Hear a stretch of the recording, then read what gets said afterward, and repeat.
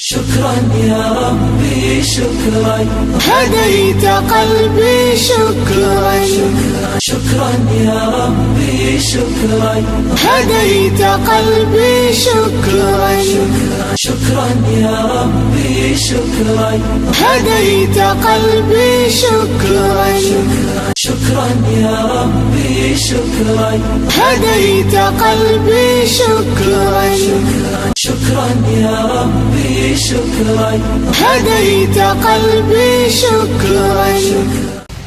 Tidak lupa kepada orang tua kita Lafi Abdullah, semoga beliau juga panjang umur, sehat walafiat, dan saudara-saudara kami kaum muslimin, kaum muslimat rahimakumullah.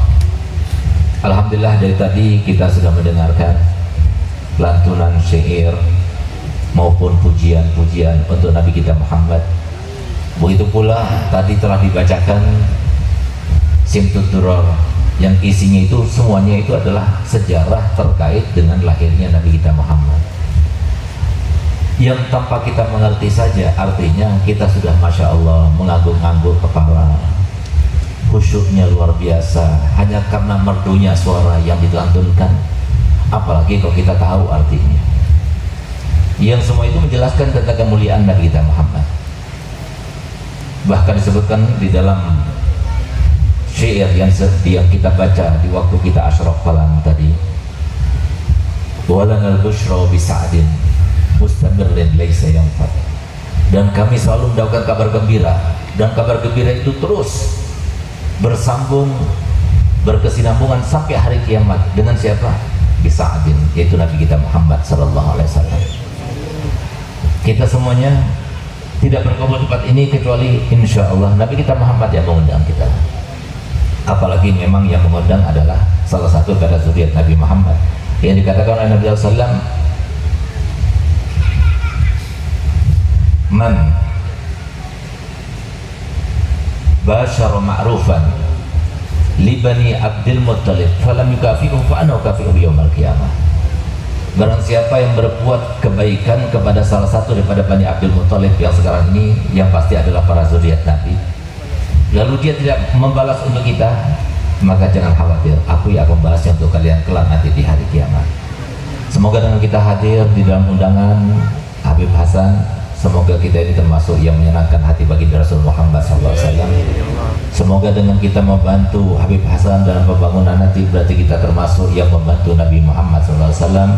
Semoga nanti setelah kita itu hadir selalu di dalam majlis Habib Hasan, berarti kita selalu hadir dalam majlisnya Nabi Muhammad SAW.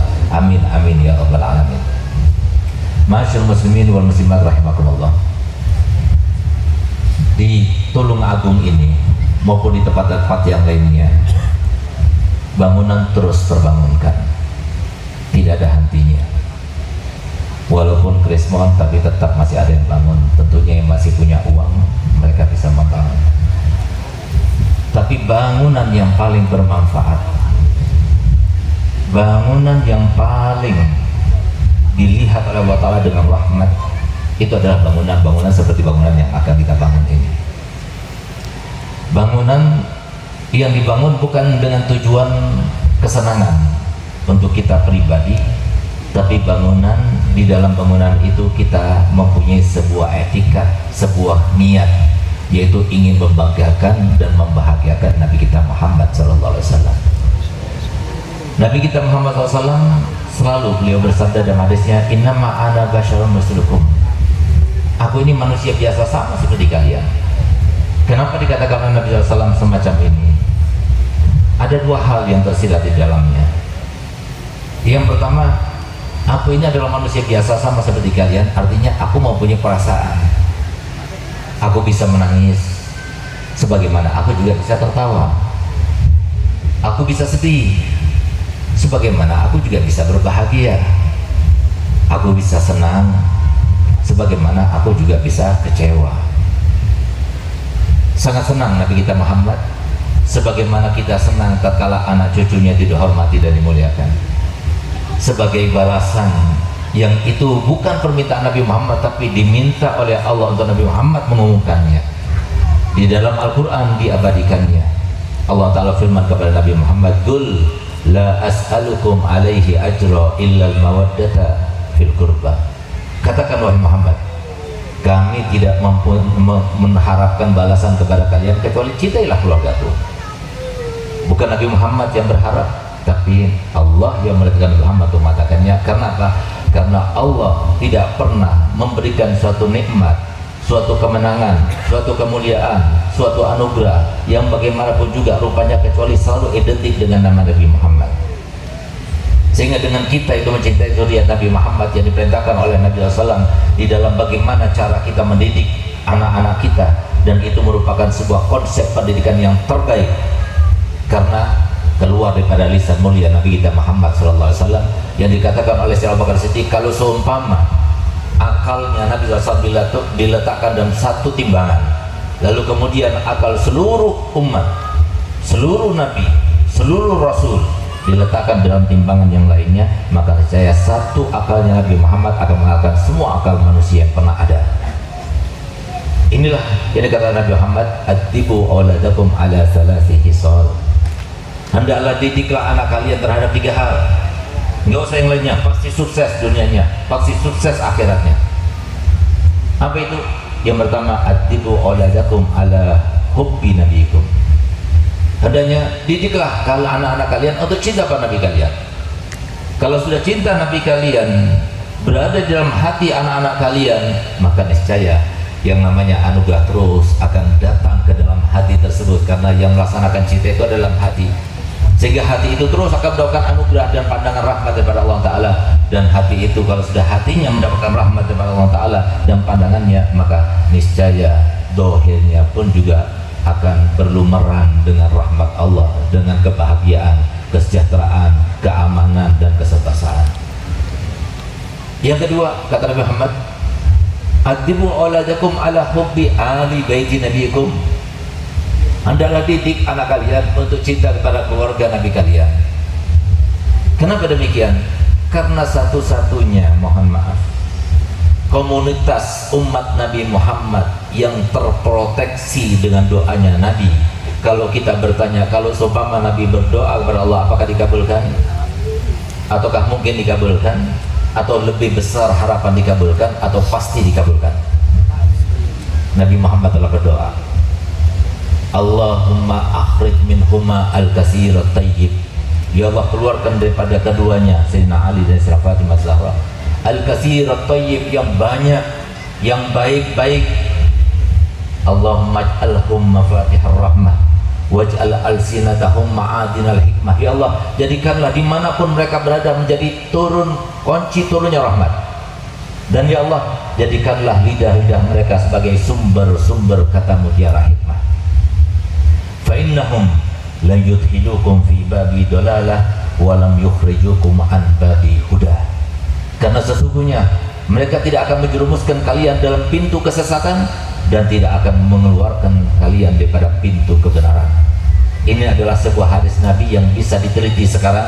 Silahkan cari 3 habaib yang sama-sama alimnya, sama-sama da'inya, sama-sama faqihnya. Kemudian kita sogok sebanyak-banyaknya untuk 3 orang itu sama-sama mengatakan yang halal haram atau yang haram halal, tidak akan kita dapatkan. Dan itu semua terproteksi dengan doanya Nabi Muhammad. Oleh karenanya Nabi Muhammad mengatakan, atibu auladakum ala hubbi ali baiti nabiyikum. Sepanjang masa masih saja zuriat Nabi SAW itu akan berada dhahirina alal haq, la yalumuhum laumatul laim, kata Nabi Muhammad SAW. Mereka akan menampakkan kebaikan, tidak akan mereka sampai kemudian ikut kepada arus, tidak. Mereka tetap, walaupun dicela, walaupun dihujat, tetap mereka itu akan berada dalam keadaan yang benar. Itulah seperti yang disampaikan oleh Nabi kita Muhammad SAW. Sehingga kalau kita sudah berpegang teguh dengan para zuriat Nabi, atau mereka yang belajar pada zuriat Nabi, atau mereka yang pelajarannya bersambung kepada zuriat Nabi, maka berarti dia akan selamat. Kenapa? Kata Nabi Muhammad SAW, umatku ini akan terbagi sampai 73. Satu saja yang bisa selamat. Siapa? Yang di situ ada sahabatku, yang situ ada aku. Aku ini sekarang diwakili oleh para zuriat Nabi Muhammad SAW. Alhamdulillah, kita semuanya diberikan anugerah daripada Allah Ta'ala untuk kita terikat dan terkait dengan zuriat Nabi kita Muhammad. Para kiai-kiai yang ada di Jawa Timur ini semuanya, mereka itu belajar kepada para habaib. Mereka cinta para habaib. Yang cinta kepada para habib siapa? NU, para kiai. Sehingga mereka itu silsilahnya itu terus nyambung kepada para habaib, belajarnya juga menyambung kepada habaib. Kalau nggak langsung kepada habaib, maka guru-gurunya itu ada di antara mereka yang gurunya salah satunya adalah para habaib. Berbeda dengan golongan yang tidak mau dengan para habaib.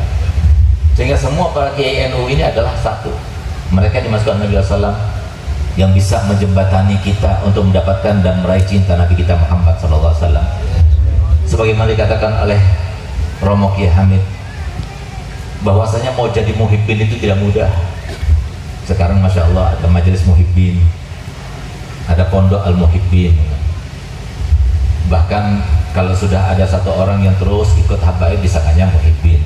Kata Imam Romo Hamid, orang kalau muhibbin itu berarti dia itu seorang wali min auliyaillah. Tidak ada seorang yang disebut sebagai seorang muhibbin kecuali dia itu melihat di dalam diri zuriat Nabi SAW masing-masing, mau yang alim, mau yang gak alim, kecuali melihat cahaya darah Nabi SAW ada di dalam tubuhnya. Sehingga lihat bagaimana yang tampak kepada Imam Abi Hanifah radhiyallahu anhu ketika melihat Sayyidina Ja'far Shadiq bin Muhammad Al-Baqir bin Ali Zainal Abidin ibn Husain ibn Ali ibn Fatimah binti Rasul sallallahu alaihi wasallam. Beliau masih berumur 21 tahun, tapi kemana-mana selalu bawa tongkat. Sehingga suatu waktu kemudian berpapasan dengan Imam Abi Hanifah, dan Abi Hanifah berkata begini, yang tidak lain adalah murid beliau. Ya Imam, engkau kemana-mana bawa tongkat, kamu masih umur 21, sunnahnya itu setelah berumur 40. Kenapa kau bawa tongkat itu? Apa kata beliau? Kamu tidak tahu ya Abu Hanifah, tongkat yang saya bawa ini? Bilang tidak, ini adalah tongkat kakekku Nabi Muhammad SAW. Maka begitu dikatakan demikian, maka beliau minta izin dan diciumnya tongkat itu dari ujung sampai ke ujung. Lalu kemudian Imam Ja'far Shadiq mengatakan begini kepada Imam Abi Hanifah, dengan tongkat yang hanya disentuh oleh kakekku kamu melakukannya, bagaimana dengan para zuriat Nabi yang di dalamnya ada darah Nabi Muhammad SAW? Maka kemudian beliau meminta izin, lalu memeluknya dan menciumnya seluruh tubuhnya Imam Ja'far As-Shadiq. Itulah bentuk cinta.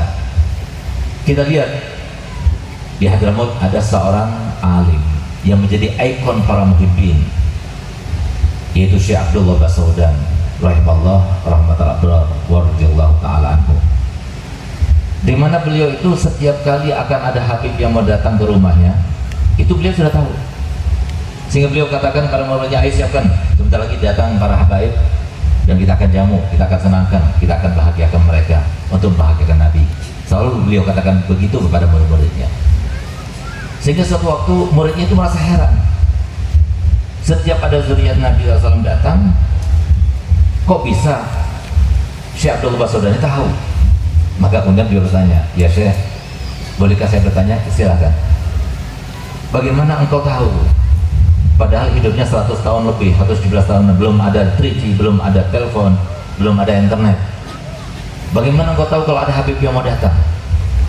Apa kata beliau? Iya, kalau ada habib yang mau datang semenjak 1 mil, berarti 2 kilo kurang seperempat, aku sudah mencium baunya Nabi Muhammad SAW.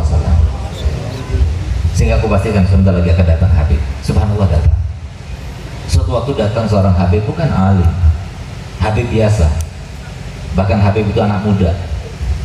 Suatu waktu beliau itu datang, maka dihormati, dimuliakan, dikasih makan. Kemudian setelah dikasih makan, disiapkan tempat tidur, dipijatnya oleh Syekh Abdullah Basaudan. Ketika dipijat kakinya, kata beliau dengan lugunya, anak muda itu berkata begini, ya Syekh, kenapa kau pijat aku? Ya engkau capek dari perjalanan jauh, biar saya rehatkan antum. Yang capek bukan saya cuma menunggang kuda, yang capek itu kudanya, sana pijat kudanya itu. Tapi karena dasar dia itu cinta pada Nabi, apa yang dilaksanakan, apa yang dilaksanakan. Dia pergi ke tempat kuda itu, kudanya dipijatnya. Subhanallah, begitu dia memijat kudanya itu, dia tertidur. Dan ketika tertidur dia bermimpi Nabi Muhammad SAW. Inilah yang dimasukkan oleh Romo Hamid, bahwasanya apapun yang kita lakukan pada zuriat Nabi langsung sampai pada Nabi Muhammad. Kalau kita bersedekah lalu kita hadiahkan pahalanya untuk Nabi Muhammad, kalau kita haji umroh kita hadiahkan pahalanya untuk Nabi Muhammad, sampai tapi melalui malaikat. Tapi kalau kita lakukan suatu kebaikan pada zuriat Nabi Muhammad, maka langsung akan sampai kepada Nabi Muhammad tanpa mulai malaikat, karena ada hubungan batin antara orang tua dengan anak cucunya. Subhanallah, Nabi Muhammad berkata begini kepada Syekh Abdullah Basudan, "Ya Abdullah, karena apa yang kau lakukan kepada cucuku, aku senang dan aku bahagia, serta aku sodorkan kepadamu, mintalah apa saja, aku akan mintakan kepada Allah." Sampai tersenyum Nabi Muhammad SAW. Maka Syekh Abdullah Basudan mengatakan begini, "Kalau begitu ya Rasulullah, mintakan kepada Allah supaya aku bisa melihatmu dalam keadaan yaqadha, dalam keadaan terjaga, bukan dalam keadaan mimpi." Yang dikatakan oleh Al-Habib Ali Hadis Ibn Maulid, seseorang tidak mendapatkan kemuliaan melihat Nabi secara yaqadha kecuali sampai melewati makom wilayah sebanyak 247.000 makom. Subhanallah, kata Nabi Muhammad, baik engkau dapatkan itu.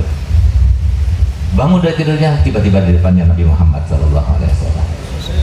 Ini semua didapatkan karena apa? Karena bentuk cinta kepada zuriat Nabi Muhammad SAW, karena memang itu diperintahkan oleh Nabi Muhammad.